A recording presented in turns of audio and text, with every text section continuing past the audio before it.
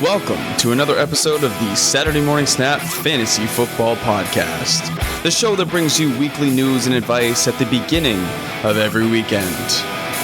Introducing first, your co-hosts, Mac, Mark, Scott, and Landon.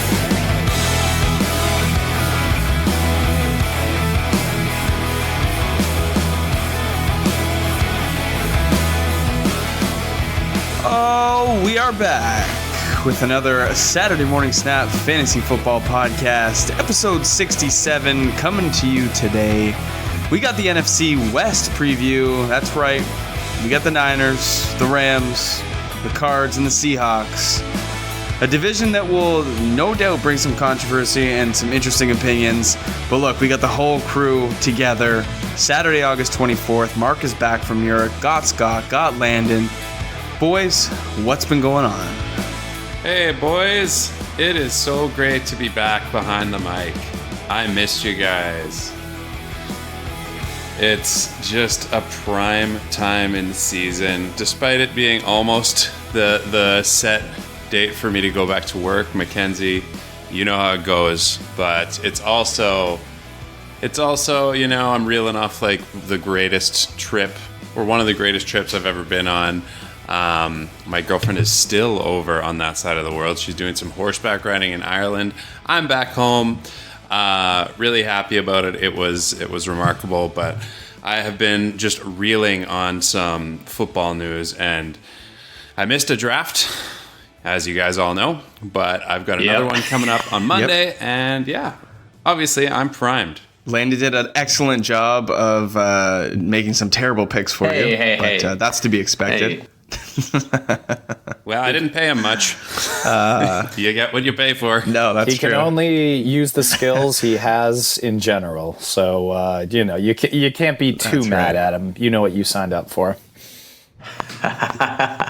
Thank you for drafting for me, Landon. We got a good show lined up for you guys today. We're doing the NFC West preview, which serves to come at a good time because there's lots of news flying around with players from this division. So we'll get into that in the news and notes section as well as the individual team section. You can get us on Instagram and Twitter at SMS_fantasies. If you want to get the guys' individual handles, that's in the episode description below. So you can hit those links, get the guys on social. Just a friendly reminder, we are doing a giveaway on social media. We have approximately 1 week left. If you want to win that copy of Madden 20, go to whatever platform that you interact with us on. If it's Twitter, Instagram, Facebook, the contest details will be listed there. You can see how you can get involved. The big things are you get one entry just for interacting with the post, tagging a friend, liking, retweeting, etc. And then you can get 3 entries for subscribing to the podcast. Just send us a screenshot. And then 10 entries if you become a patron at our Patreon. That's patreon.com/Saturday Morning Snap. You can go over there and help support this independent podcast. We're starting to build a small fantasy community, and in reward, giving away some premium resources like full projections for players, tiers, rankings. We've just added in auction values for $100 and $200 budgets for a variety of different leagues, weekly articles coming out, and that's the best place that you can interact with us. So go ahead and support the show. With that being said, let's jump into some news.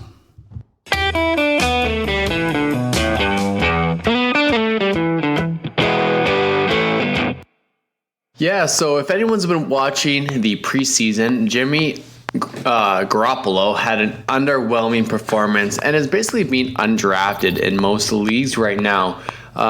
What are your reactions, Scotty, to this? Are you going to overreact, underreact? Are you looking at Jimmy G in any leagues? We're going to talk about the Niners today, but is he just a quarterback? Maybe he hasn't played football since last September. So what do you do with a guy like this? Well, I think if you're making your decision on whether you're going to draft a guy like Garoppolo based on his preseason performance, you're playing with fire, with your draft strategy to begin with, because I will not be drafting Jimmy G in any of my leagues, no matter how far he falls. I mean, I know he's probably waiver wire fodder in most leagues right now. He's got a ton of potential. He's one of those hyped up quarterbacks who came out of the gates looking great when he became the starter. But to become fantasy relevant, there's got to be some consistency there. And, we'll talk about them later in the show. But I really don't see the 49ers as a team that's going to be pumping out a ton of fantasy points. So unless he really, really impressed in the preseason, and even if he did, I don't think I'd be drafting him. You gotta think, is this going to be a guy who can hold it down on that team all season? Not somebody who impresses in preseason. That doesn't mean much once the chips are down and you're facing first team defenses for a whole season. Mm-hmm. Yeah, it's interesting with Jimmy G. Might have been the most handsome man to wield the quarterback position for the 49ers, but hasn't really looked good in preseason. It is still only preseason, but I mean, you would at least like to see him complete a pass. He went 0 for, I think it was 0 for 9 in his preseason Not debut. ideal. So some cause for concern there. We'll get into him a little bit more in detail when we get into the team preview. But Marquise Brown is another one that has a ways to go alongside Jimmy Garoppolo, the rookie wideout for the Ravens. Apparently has a way to go, hasn't really connected with Lamar Jackson. I think this is something we all anticipated happening. So nothing new here, but if you're going to take a flyer on Marquise Brown, you might want to just wait. Don't go ahead and draft him. Let him fall to the waiver wire as of right now. And, the passing volume in that offense isn't going to be high either. So, I mean, he was one player that fell into a poor situation, and we weren't really high on that anyways. But now to see that there isn't really a rapport starting to develop is a cause for major concern, I think. Scotty, you got us on a little DK Metcalf news here? Fresh off his selection on Mark's team via Landon in our Listener League draft, DK Metcalf has gone under the knife for what they're calling it some minor knee surgery. Sounds like most people think it's a bit of a knee scope. It's interesting because, coach came out and said it's nothing too serious. Maybe he'll even be back week 1. I don't think anyone really believes there's a legitimate chance he'll be out there playing week 1. But anytime you have knee surgery, the words not serious, I don't know, they don't ring true to me, especially a guy his size who needs his knees. So the long and short of it is that DK Metcalf, unless you're in a dynasty league or really looking for some risk, I think he's going to fall to almost the undraftable position in pretty much any redraft league now. Yeah, I'm just reading up. They could have put off the surgery. It wasn't anything serious, but they figured this is a better time, or as good a time as any, to do the surgery. And they're expecting him back soon. And they're expecting big things from the wide receiver, from what he's been showing in camp. Absolutely. It's we all know he's a freak. He's got crazy talent. It'll be exciting to see him out there full tilt. But from a risk to reward factor, you never want your young wide receiver going under the knife with 3 weeks? What are we at? 3 weeks till the Seattle's first game. So that's a fast timetable for anybody to come back, especially when you're trying to learn an offense. Mark, you want to go ahead? Yeah, we're talking about young men in this NFL. Dwayne Haskins of the Washington Redskins is showing out quite a bit at training camp. He is allegedly not making the same mistakes twice, while they are few and far between. And although it's probably a lot of people's dream to see him hit the field over in Washington, they will be expecting to start Case Keenum for a little more veteran experience to start the season. But it looks like, just based on what they've seen so far, he is going to have quite a career, and he is going to be named that starter eventually in Washington. I'm going to talk real quick before we get into some listener questions about the 2 holdout situations. So we have Ezekiel Elliott and we've got Melvin Gordon.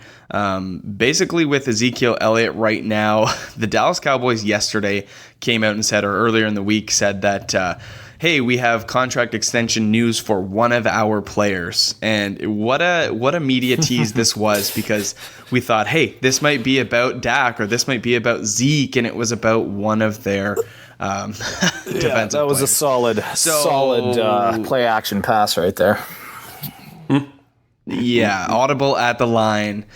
So the Zeke news is still, we don't really know what it's going to equate to. I expect between Zeke and Melvin for Zeke to get the deal done first. It appears that Melvin Gordon's holdout is expected to continue, and contract negotiations haven't gone as well as he expected, but have gone the way that we have expected. So he's in Florida right now. He's still training there. He'll continue to do so, I've heard, until something happens with the team. Just for reference, if you haven't listened to one of our earlier podcasts or you're new, Melvin Gordon is going to lose $329,000 per preseason game he doesn't show up to. So the preseason's costing Melvin $1.2 million. He's only expected to make $5.3 this year. He's only made $5 million his first 4 seasons in the league. So Melvin Gordon is giving up a this lot has gotta of hurt. money. And his bank accounts can't be that big. Yeah, they're expected to be about $2 to $3 million per year off on his deal. And I don't think he's budging. I don't think the Chargers are budging. So for me, the most likely scenario might be that he gets traded, or that he just sits out the season and does kind of the same thing and makes a stand. And yeah, he won't get the year free agency, but then he might not play.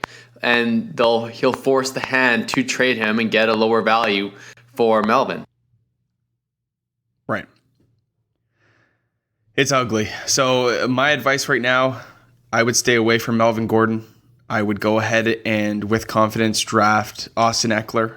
I think he'll have standalone value regardless. I would probably take Justin Jackson as well, but I would stay off Melvin Gordon. For the moment, I would still draft Zeke with confidence. I think that things are going to get figured out by week 1 or 2. I can't see it going too far past that. Yeah, I don't know. I still don't know about that. If you are going to take Zeke, I would go out and get Tony Pollard. Reach for Pollard. Get him in your 8th, 9th round. So that's kind of where we are with those situations. Hopefully, if you're drafting this week, I wouldn't draft Gordon. I would still draft Zeke. He might fall to the second round. You could probably get a value on him there. If you are going to draft Zeke, go get yourself some Tony Pollard just to shore those up. We have 2 listener questions to get to here. The first one's coming in off of Instagram from Tones_M19. He said, "Hey guys, is AJ Green worth a 5th round pick?" In the listener league, if you guys tuned into the live stream, he fell to the 6th round. Right. I'm going to take this one really quick, guys, if I can. So the AJ Green situation is a little bit tough. He's been injured. He's been kind of letting you down a little bit in the past couple of years, sitting out. But I truly think that AJ Green is a league winner when it comes down to it. If he plays and if he's healthy for most of the season, he's a difference maker on the field. And when we're playing fantasy football, especially in the 5th round, you got to take these shots on high upside guys. We're not playing to come in 2nd, 3rd place. If you're not first, you're last, in my opinion. And yeah, okay, maybe in the first couple rounds, be safe. Avoid Zeke and Melvin, take some guaranteed volume. But in the 5th round, why not take that upside? AJ should be in the 2nd, 3rd round if he did not get injured. I agree with Lando. Yeah. So what would you do? What would you guys do if you were me in the listener league? Just looking back in retrospect, I had the chance in the end of the 5th round to take AJ Green over Tyler Boyd. What would you have done in that situation? Personally, I think I'd take the risk on AJ Green at that position because, like you say, he is a bona fide league winner. And, Boyd is definitely, I'd say, the safer bet right now. Well, you say was, but I still am not ready to drop him completely out of that category yet. I think if he comes back healthy, he still is, yes, at the tail end of that category, but I still think a healthy AJ Green, if he recovers, is one of the best, one of the better options for sure at wide receiver for teams that are trying to win it all this year. And if you can get him in the 5th. I don't like AJ Green. I think he has been a Band-Aid. He has been just a problem. over the last few years. Yes, he puts up numbers when he puts up top 10 numbers when he's healthy, but I don't trust him being able to do that at all this year. I don't trust his longevity, and I honestly think he's going to retire after this year. If you're thinking about drafting him in a dynasty, I think this might be his last season. But for me, Tyler Boyd all the way. He's young. He seems to have excellent chemistry on that offense, and he gets that target share. So if it's between those two guys, Boyd all day. So on a point per game basis, Tyler Boyd has had higher numbers, better production when AJ Green has been on the field. But Tyler Boyd is still a safe option, and if AJ Green's not on the field, he's going to be the first target in this offense, no doubt. So short and sweet. Before we move on to the next question, if you had to choose in like the back of the 5th round, early 6th between Tyler Boyd and AJ Green, who would you take? Yeah, we should put that on Twitter, Instagram, see what our listeners think. I tend to, I you know what, Mark, I don't mind that play for Tyler Boyd, I guess, too. I'm sticking to my guns. I'm saying AJ Green. We'll see at the end of the season who's right. Mark's Boyd, I'm Boyd. We have another one coming in from Twitter. Renzi got a keeper question in an auction league. Funny we talk about auction. It's a $200 budget, half point PPR. He can keep 3 players. So far, he's got 2 guys kept, Pat Mahomes for 6, and then I can't remember his other one. He didn't list it, but he's got Aaron Jones for $6 or Kerryon Johnson for $8. Where do you think Renzi should put his money? Is it between Aaron Jones or Kerryon? I mean, the value is the same, but where do you lean really, really quick? So for me, I'm going to go Aaron Jones. I think the upside in the offense is going to be there. Aaron Jones was so productive with the work he got last year, and I'm just going to take the better offense. Both have to play the Vikings and the Bears a couple times this season, so the schedule is going to be somewhat similar. And I think Aaron Jones has the potential to be the number 1 in Green Bay. And as much as I love Kerryon, his hype is getting so real. If he gets the opportunity and stays healthy, that's great. He's going to be great. I'll take a little bit of a safer option with Jones. I like the added versatility of Kerryon Johnson over Jones. I think Jones is an excellent ground back, but Kerryon is slightly more versatile. So I would say PPR Johnson, but in this case, I think Aaron Jones is just going to be, he's going to prove his worth tenfold of what he did last year. Just on the ground itself. So I think Jones here for myself as well. For me, I'd point out what Landon was saying. The hype train is real on Kerryon, but with good reason. And I think that's what would give you the better value of keeping Johnson over Jones. Because I think that if you really are set on Jones, there's a chance you can keep both of these, which sometimes you can end up doing in auction drafts. But if you're set on both of these guys, you have to look at them and say, which one is going to get the higher bid, right? And I think Kerryon, if you throw both of them up in auction, I think Kerryon brings home like a substantial higher bid than Aaron Jones. So I would keep Johnson, Agreed. And if you love Jones, then budget to try to get him. So maybe you can end up with both, and you save more money because the hype drives the prices. So. Sorry, his other keeper is James Conner for $1. Oh. So that. You got to take the value there. I never thought I'd be playing devil's advocate against a Green Bay Packer. I love the upside for Aaron Jones. I think he's going to be fantastic. But between the two, I'm going to keep Kerryon Johnson. One reason for what Scott just said, he's going to fetch more value in an auction league if you release him. So there's that. I play in this league as well, so I don't really want to tell him this because I would love to have Kerryon on my team, release him to me so I can get him.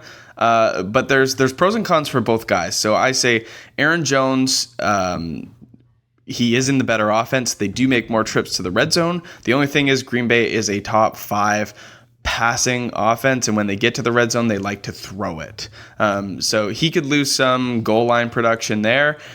Then the other narrative for Kerryon Johnson is when they do get to the red zone, even though they like to run, CJ Anderson is there, and he possesses a lot of goal line productivity, so he might lose some touchdown upside to CJ. So there's pros and cons for both. I think that the Lions are going to lean on Kerryon Johnson a whole lot more than the Packers will lean on Aaron Jones because we know the Packers like to throw the ball. So I would keep Kerryon Johnson, but I get the side for Aaron Jones as well. And this guy's a Packers fan as well, so he's going to have to sort of navigate that hardship as well.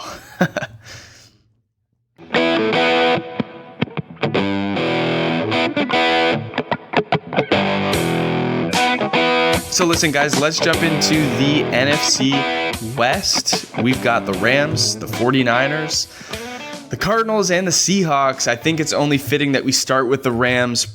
I think it's safe to say the best team in this division, probably going to do that again. In 2018, they had a 13-2 record. It's going to be hard to improve upon that. Sorry, not 13-2. We're missing one there. 13-3. So look, I mean, we've got a star-studded roster. Where do you think that we should start this one off? I really think the big question in everyone's mind is at the running back position. Mac, you own Gurley everywhere. Chances are most of our listeners don't have Gurley because you already have him in that league. So last year, Todd Gurley averaged the most fantasy points per game at 26.6, but disappointed late. Was sat in the biggest game of their career in the Super Bowl. We saw C.J. Anderson hold so much value and maybe win people championships. What do we do about Gurley? And I mean, Malcolm Brown is a very competent backup. They tendered him, that they matched the contract for Malcolm Brown, and then Darrell Henderson is getting a ton of hype. Everyone loves the rookie running backs as soon as they come into the league, and Darrell Henderson is no different.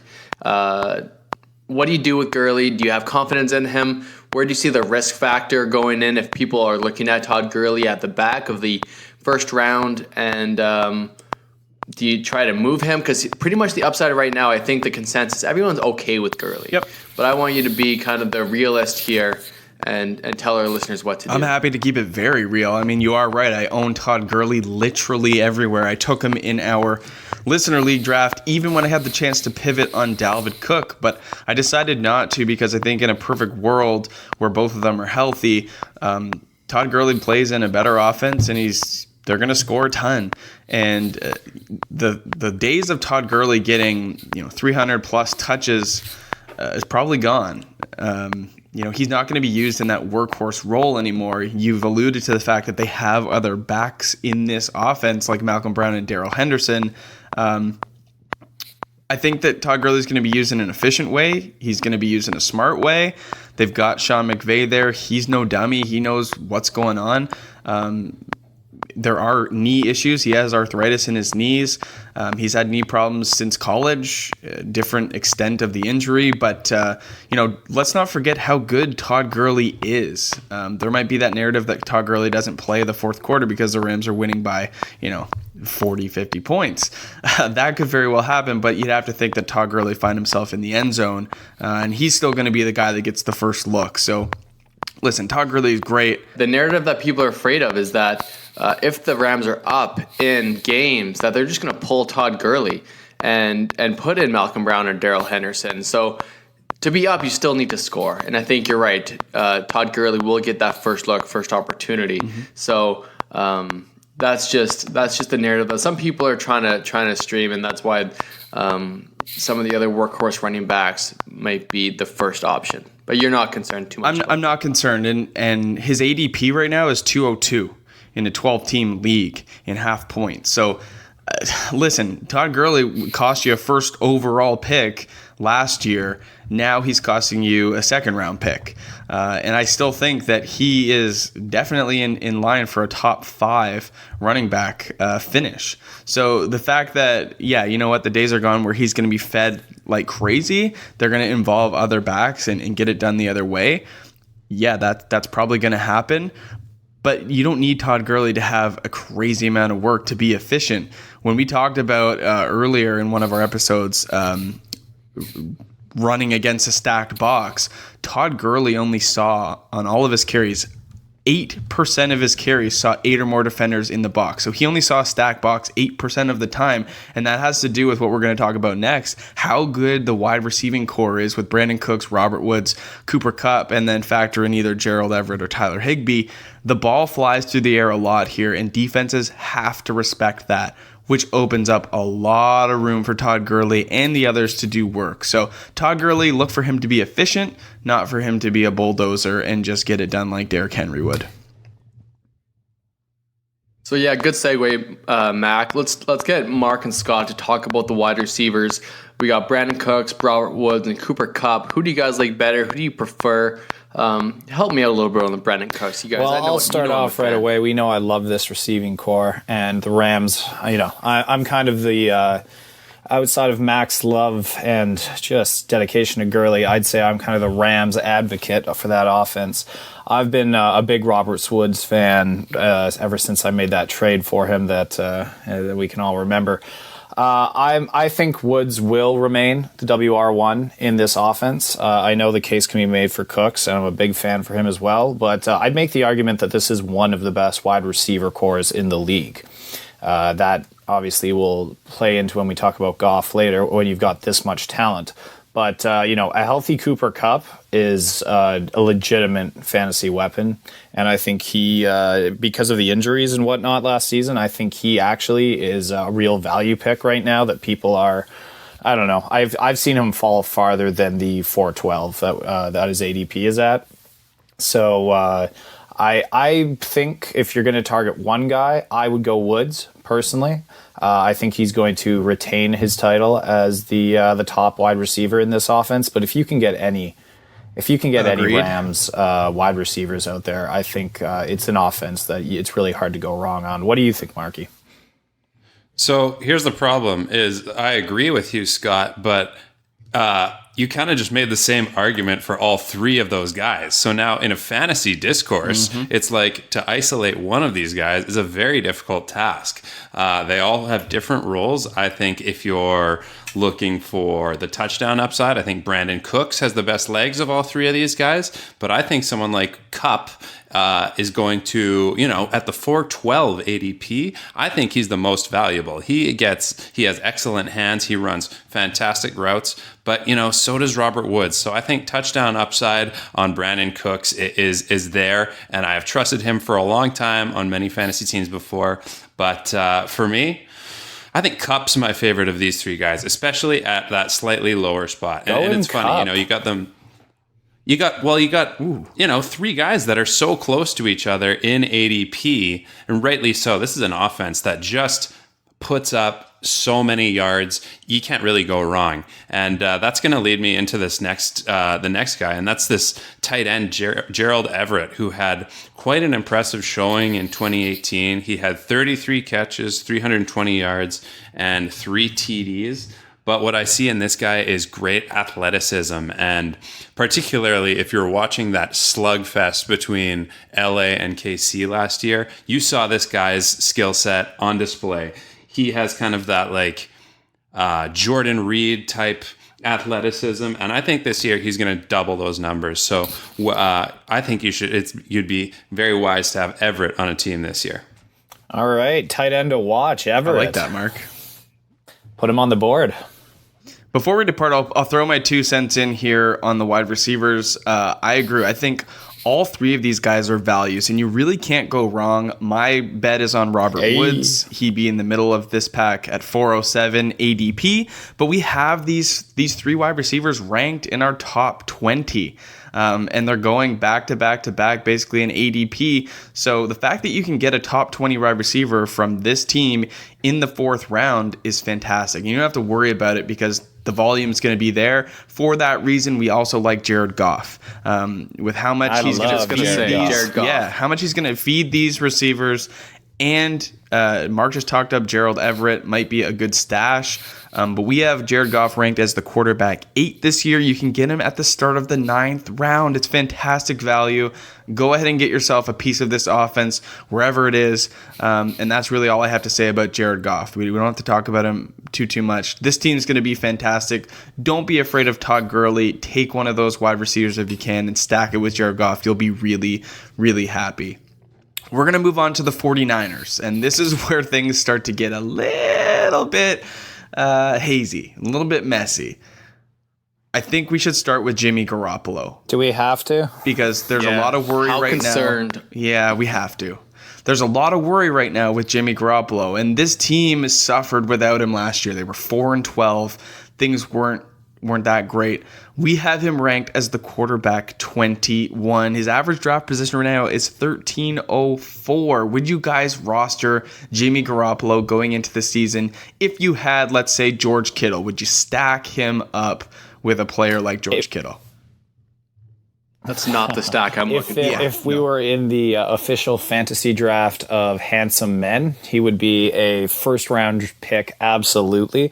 But as that's not how points are scored, a stack with one legitimate receiving option is not the stack that I am searching for as well. He's not making any of my teams. I was going to say he'd be the 101, but did you guys see Rodgers rocking that Canadian tuxedo? Oh, Winnipeg has never looked so fly. So you're right. Okay, you have a 101 pick right away, and it's Rodgers in the Canadian tuxedo.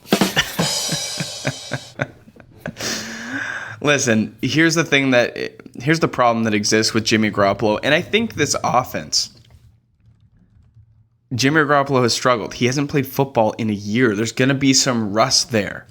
I think they're going to have to lean on the run game a little bit, and they don't really have a wide receiver one establish himself yet. I mean, Dante Pettis is playing heavy preseason reps. So they've been vocal and said, hey, we're just trying to figure out who the wide receiver one is in this offense. I mean, they don't even know. So Dante Pettis is a cause for concern, even in the back of the 7th round. Jimmy Garoppolo, I might pick up if I need to, stream a quarterback for a week. Like I have here. No. If I have like Cam Newton on bye and I need to pick up Jimmy Garoppolo, right? He might be a guy, but I think I'm going to leave him on the waiver wire. I'm not going to put that out there. I just don't think the volume is going to be there. The productivity is not going to be there. Even with a guy like George Kittle, who's going to be a target hog, you're not relying on a stack where only the ball gets distributed with high volume to one player. So Jimmy Garoppolo, I'm out. I think I speak for all of us when I say we're going to leave him on the waivers. But let's talk about a guy who is worth rostering, and that's Tevin Coleman at the 504. Mark, you want to take this one? I do, and I just want to kind of backtrack to a comment where Scott said this guy's got Garoppolo's got one reliable target on the offense. I disagree. I think there's potential in a lot of these guys, starting with Coleman. I don't think they would have gone for a guy like this if they didn't believe in his explosiveness and his versatility. He's a multi-use back. He is going to help this team out a lot, and will be a very reliable target as well. So we'll talk to receivers in a couple of minutes, but on the topic of running back, these guys have a lot of depth and a lot of speed, starting with Coleman.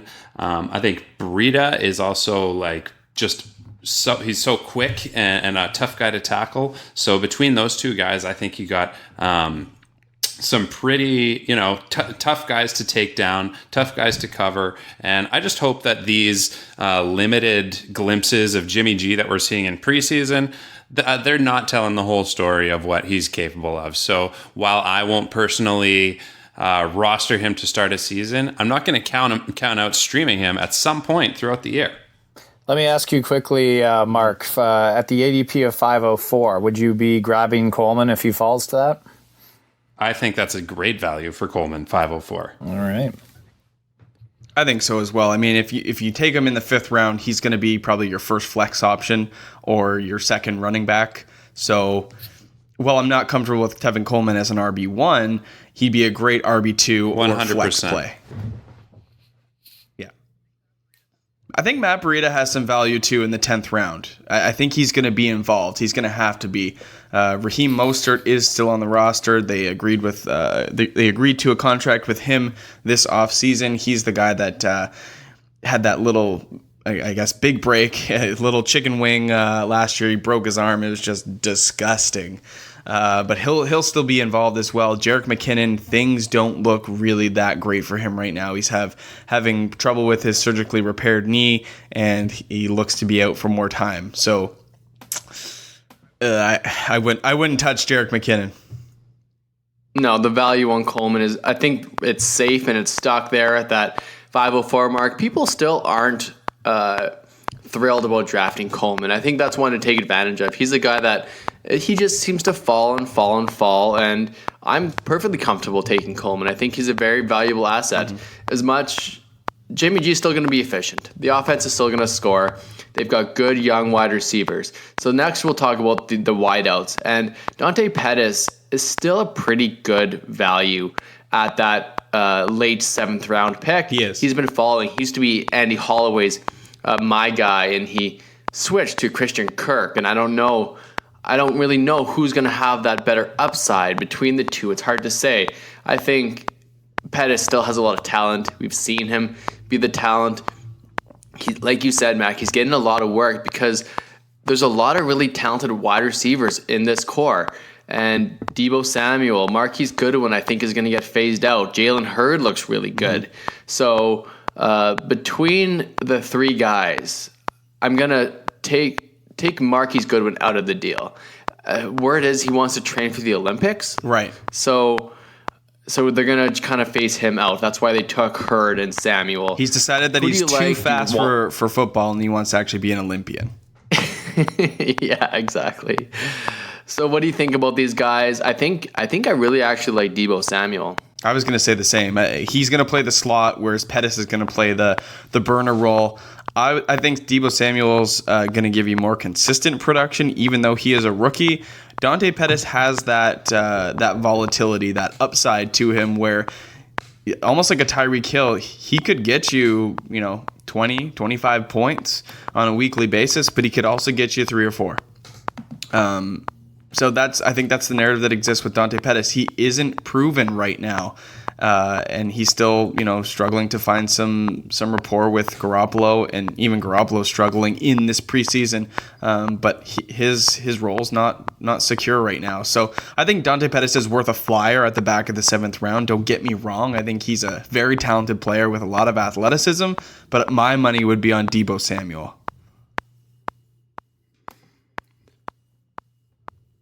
Let's talk George Kittle really, really quick before we depart from this team. He is the tight end 3 right now. Going in the middle of the 3rd round, George Kittle was an absolute stud last year. Like I said, he was, in my opinion, the only reliable target for this team. And although we saw a variety of quarterbacks play, including Nick Mullins for majority of the season, George Kittle is one of the safest tight ends in football last year. Him, alongside O.J. Howard and Zach Ertz, had 50-plus yards in 80% of their games. So they have a very high floor and an even higher ceiling. So listen, before we jump into the last 2 teams here, we want to talk to you about one of our partners for 2019. That is the guys over at Fanatic. They do a great job of bringing fantasy data, relevant data in that respect, to the tip of your fingers. So if you want to stay ahead of your league mates, if you want to find those diamonds in the rough, those nuggets during draft season, go ahead and download the Fanatic app today. It's in the iOS only store. Android is coming soon, but they have everything you need in one spot. And we really, really like the news feed. So they've just added their partners as a part of the news feed. So you can get info from us, keep up to date with our latest podcasts and articles. But if you want to find information about a specific subject or topic, you can get it from a variety of perspectives. So they have team feeds, they have industry analysts, they have beat reporters. It's great, and it's a news hub that you can get a variety of info. So we really like that feature. Download the app today. It's FANATIQ on the App Store. Fanatic, download the app today.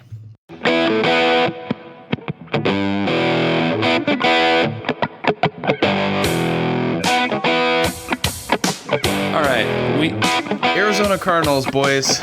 We got a team here. We got a team that has put in a ton of new additions on this offense, and we are hoping that they can hone some of the roles of the guys they already had. We're looking at a rookie quarterback. We're looking at a proven vet running back, and a lot of new pieces in this receiving core.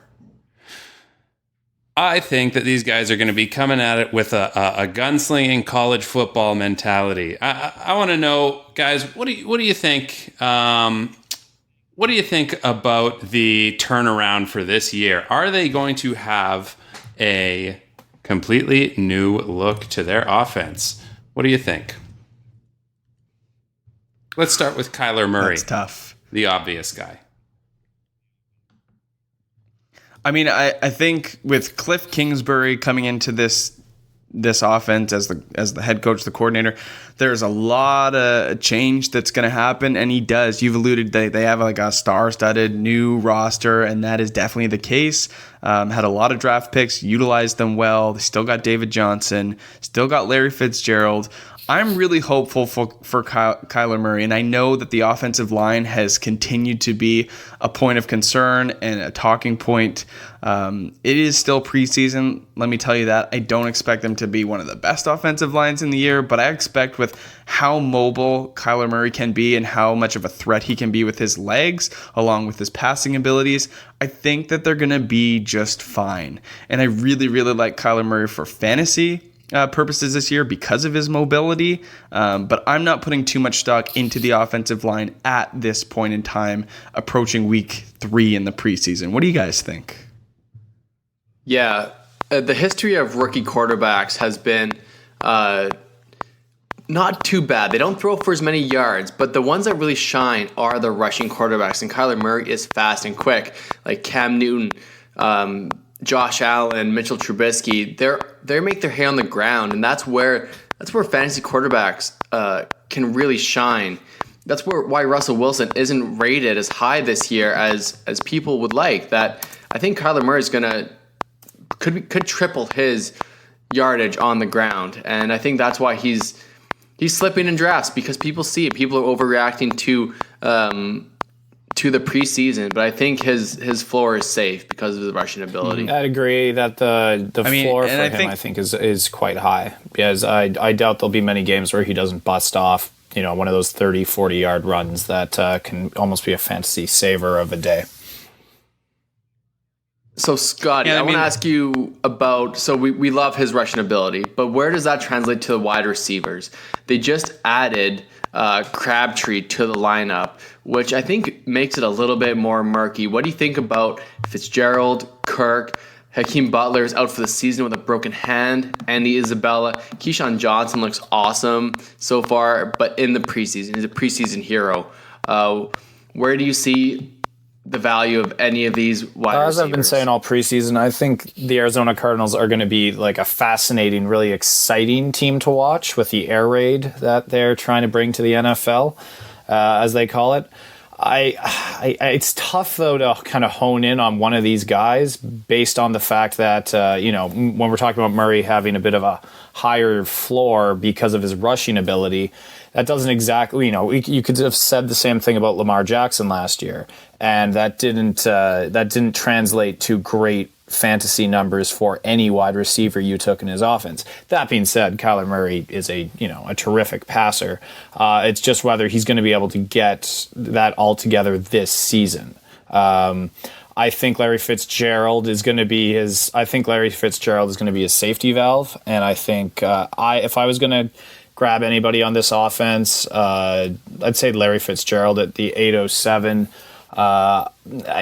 He's talked a lot about how it's just a dream to play with one of his idols. There's pictures of him when he's like 8 in a Larry Fitzgerald jersey. I could see Larry Fitzgerald getting the majority of the catches in a very talented, albeit young, wide receiver core. So I'm going to plant my flag on Fitzy having one more potentially last good year with the kid looking for him the most. What do you guys think? Yeah, I don't know. It's I don't really know what to think at this point in time. It's cluttered. I kind of revert back to Cliff Kingsbury. And when you look at this guy's resume and how much success he's had at the college level, he's been subject to some very talented quarterbacks that all possess the same skill sets, good arms, mobility. I'm talking Baker Mayfield and Johnny Manziel. Like, this is a guy that knows what to do with a talent like that, and could probably transform this team into what we hope that they could be. David Johnson is going to still be a point of contention for me. I think he's going to be the one to carry this offense, not the wide receiving core, and they're going to utilize him in a much better fashion than they did in previous years. I don't really know what to make of the wide receiving core right now. I mean, Hakeem Butler, see you later. Andy Isabella, Keyshawn Johnson trending really well. I like Christian Kirk. I think this is going to be the year where the torch gets passed from Kirk to Fitzgerald. But my main point will just still be on Fitzgerald to Kirk. Pardon? Fitzgerald to Kirk. To Kirk, you did it back. Sorry. Kirk is going to take the torch from Fitzgerald. And look, the one thing I want to say about David Johnson is that he is still one of the best backs in the league. I mean, last year was an absolute travesty. 80% of his rushes went up the middle. The play calling was horrendous. He wasn't put in a good spot. They had a rookie quarterback that was struggling. Since 2016, there's only been 5 instances in which a player has been responsible for at least 70% of the team's carries. And when we're talking about fantasy football, opportunity is king.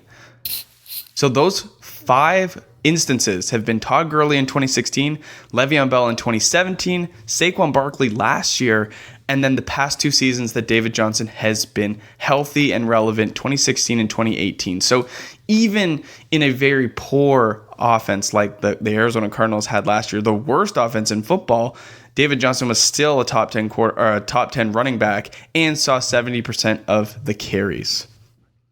So I think David Johnson is very, very safe. And a lot of people are having some issues with him right now. I would say go out and buy David Johnson if you've already drafted. Yeah, I'm slightly concerned about him. I think he may have lost a step. I'm not going to die on that take. I still will take David Johnson. I think I do like my teams when I take a running back in the mid-first round. But I would say I'm a little bit concerned, and I think that's why you're right. You could buy him a little bit cheap, Mac. Okay. So really quick, the Arizona Cardinals probably possess some fantasy value. You just got to find it. I think it exists with DJ and Kyler Murray. I would take a flyer on Christian Kirk and maybe Andy Isabella. That's probably where my other upside play would be. I'm not going to put too much stock into Crabtree. Larry Fitzgerald, you could take him. I don't know. I think maybe time has passed for Larry. But we're going to move on to the Seattle Seahawks, the last team in this division. Let's start like we have with Russell Wilson, our quarterback 16. Yes, 16. His ADP is 909 right now. This is a different narrative than we've had for Russell Wilson in the past year. So tell the listeners why we're down on Russell Wilson just a little bit. Well, he threw an outstanding touchdown rate last year. I think just over 8% of his passes were for a touchdown, and that's just not sustainable. He's not rushing as much. Yeah, he got a big payday, and he looked really sharp. To be fair, he looked really sharp in the preseason game, but again, it's preseason. Yes. So they ran so much last year, and I don't think the narrative's going to change. That's why I'm a big Chris Carson fan. And I just don't think Russell Wilson's going to be as fantasy relevant as he has. I'm not going to take him in the late 9th round because I think that you can get better value late with rushing quarterbacks because those settings are broken in fantasy football. You just pass up on a low volume passing guy. And in your redraft leagues, people are going to reach for Russell Wilson because of the name value. But I think, especially if he comes out early and has a couple good games, Marky, I'm talking to you. Look at trading Russell Wilson for a team that maybe had drafted, say, Kyler Murray, and he struggled the first couple games. Trade him to that owner and get value on Russell while you still can, and try to get some good value in return. So that's kind of my 2 cents. I'm not taking Russell Wilson where he's getting drafted. I'm going to go for a more upside play. I don't think he has that top 5 quarterback upside anymore. I would agree with that, and I'll just sort of build on Russell Wilson as well. We're talking about a team last year that rushed a league high 49.5% of the time. And so the passing opportunities and the volume just isn't there for Seattle. And when we're talking about Russell Wilson, a guy that 2 years ago finished as the quarterback one, he did so, like Landon alluded to, on the ground with his legs. He was a beast for rushing the football. I think those days are gone. I mean, you've got two backs in this set right now, Chris Carson and Rashad Penny, that are set to see a lot of volume and see a lot of touches. And last year they had Mike Davis in the mix. He's no longer there. He's gone to Chicago. So they're going to lean on Carson and Penny at a high rate, I think, once again. And another thing that doesn't bode well for Russell Wilson is he really has limited options in the wide receiving core. Tyler Lockett will get fed a ton, but then he's got David Moore, Jerron Brown. DK Metcalf will probably be out a little bit of time with this cleanup procedure, and then Ed Dixon and Will Dissly. The weapons just aren't there. And so I think Russell Wilson, a weekly basis, he's just not going to get it done for you. One crazy stat from last year, there were 14 quarterbacks in the league that had 3 or more 25 fantasy point games. That includes Kirk Cousins, a guy that we forget he was pretty decent, but none of those 14 quarterbacks were Russell Wilson. So his ceiling, I just don't think is there. And when we're talking quarterback, we want to have somebody who has a bigger ceiling, and I just don't think it exists there for Russell Wilson. Gotti, what do you think about those wide receivers in Seattle? As Mac alluded to, it is certainly not one of your terrifying groups across the NFL. What I find interesting now is that with the injury to DK Metcalf, no matter how much they're downplaying it, I really think that this kind of cements Tyler Lockett as a legitimate WR1 in the league. I know it's a... No, top sorry. 12 I mean, really, wide receiver in the league. It obviously cements him as the WR1 on this team. And with Russell Wilson being the quarterback, yes, I do think there's a lot of value in that. It's up in the air. If Metcalf does come back and shows a ton of potential in this first season, they might try to feed him the ball. But as it stands right now, I mean, you got the tight end Ed Dixon, you've got David Moore, and you've got Jaron Brown. But that leaves Tyler Lockett as the go-to wide receiver in this offense. It's going to be run first. I think they're going to run. So where do you have him? I could see him go as high as... How much value? I mean, I want to say he might even get in there in the top 20. Completely dependent on a lot of things like Metcalf's overall health, and when he comes back, if he can even become, an NFL relevant quarterback or wide receiver, say in the first 6 weeks, because it's a big adjustment. But I see Lockett having outstanding value now, just because the ball has to get thrown somewhere. Like, they're going to be a run first team, and I think both Carson and Penny are going to have... I think Penny's going to have, hopefully, a statistically better season than last year and maybe get up there to an RB2 status, depending on how it goes. I like the way Carson's running in the preseason. He's been running over everybody when he has the opportunity. Lockett, personally, is the only wide receiver I'm going to target in this offense for Dynasty. Obviously, Metcalf's a good stash, but I see Lockett actually having another good season, and he put up great numbers last year, and I think a lot of people thought that this was the year he was going to come down after that great performance. I've watched him in the preseason. He is looking sharp, so I'm high on Tyler Lockett right now. So moving on, talking a little bit about this running back situation. Chris Carson, I loved his performance last year. He is the first 1,000-yard back in Seattle since Lynch in 2014. He ended up finishing the yard with over 1,100 and 9 touchdowns.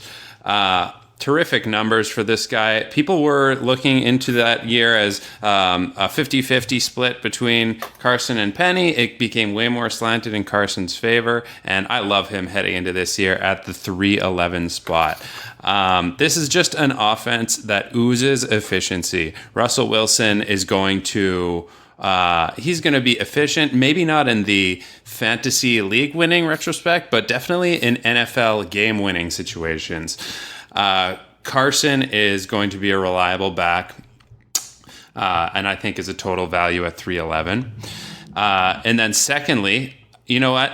Russell Wilson is such a sharp player that he is going to use this to make a lot of hay on play action opportunities, which Lockett really excelled at last year. And I think Metcalf, once healthy, is definitely going to excel at as well. So those are a few guys that have really been on my radar here. And I think, yes, while they are a rush first team, you know, I think it's going to be a really balanced offense, and I think Carson is going to reach that 1,000-yard mark again. So I think we're definitely going to see a bit more of the feeds or a better usage of Penny. But that's what people are concerned about is Rashad Penny. He does not look that good. Whenever he spells Chris Carson in the offense, he seems to just get stuffed at the line. We were really excited about him last year and his potential, but he came into camp kind of overweight. He looked slow. It seems out of the reports coming out of camp is that he's really not coming close to even I'll correct you a little on that one. Rashad Penny did show up to camp much leaner than he did last season, actually. So, okay. Yeah, this season he did, but he's still not. Oh, yeah, sorry. Yeah. Last year he came in overweight. Right, correct. Look, with Chris Carson, let's not forget how great he was on a per-game basis. Only Ezekiel, Elliott, and Todd Gurley scored more fantasy points than Chris Carson. And that was in a backfield with Rashad Penny and Mike Davis. So I think with Mike Davis gone, it doesn't necessarily benefit Chris Carson, but it probably benefits a lot more to Rashad Penny. But Chris Carson's still going to get the work. And he was also one of 3 backs to rush for over 1,100 yards and 9 touchdowns. The only 2 other guys were Gurley again and Barkley. So he's in elite company in some of these stats and some of these metrics, how we track running back performance. So Chris Carson is a lock, and you can get him at the end of the 3rd round, ADP of 311. His finish for us is probably a little bit down at running back 28. That might be someone that you'll see fly up in our rankings and projections. But hey, Chris Carson, great. The one thing I want to add about Tyler Lockett is that I think out of necessity, he's going to have to be fed because how we've said this wide receiving core is depleted.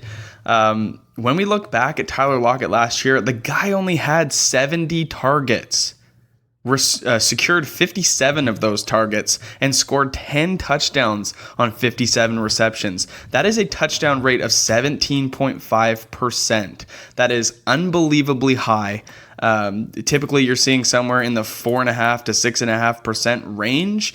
Tyler Lockett blew that out of the water at 17.5. So I think what we're going to see with Tyler Lockett this year is a huge uptick in targets, probably a little bit less efficient in receptions, probably a boost in yardage, and some regression in touchdowns. So we have Tyler Lockett ranked right now, like we said, our wide receiver 22. I think he has top 15 upside. I really, really do. But he's not going to score touchdowns at the rate that he did last year. It's just not going to happen.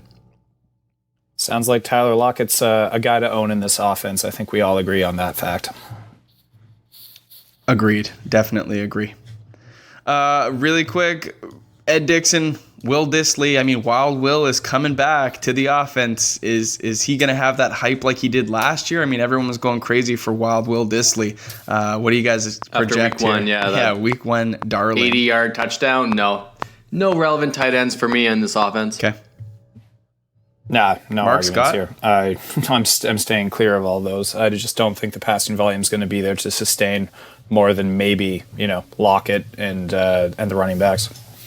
Tight end is a really hard position to predict at this point in the preseason. I think it takes time into the regular season before you can start deciding on who the guy's going to be. There's when there's 15 to 20 tight end names that are potentially out there, I don't think Dixon and Dissly are in those names yet, but we'll wait and see how the first few weeks pan out, and they might be worth a pickup a few weeks in.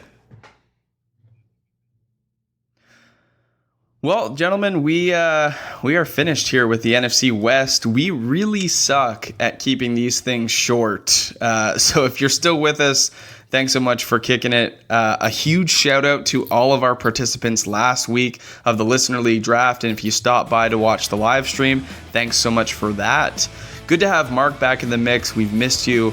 And if you haven't checked out our Patreon, go ahead and do so. Patreon.com/Saturday Morning Snap. You can support us there. We are an independent podcast. A big shout out to the couple guys that support us over there already. Most notably Eric and Braden, our newest supporters over at Patreon. So thanks so much to you guys for jumping in and helping out the podcast grow. We really, really appreciate having you guys. We'll see you next week, boys. Another preseason week to talk about as we inch closer and closer to the season. And we are actually on the clock for the Fantasy Football Challenge Cup that's going on today. So a best ball draft between 264 other fantasy accounts on Twitter. So that's going to be a lot of fun. But listen, we've gone on long enough. We'll see you next week. Bye-bye.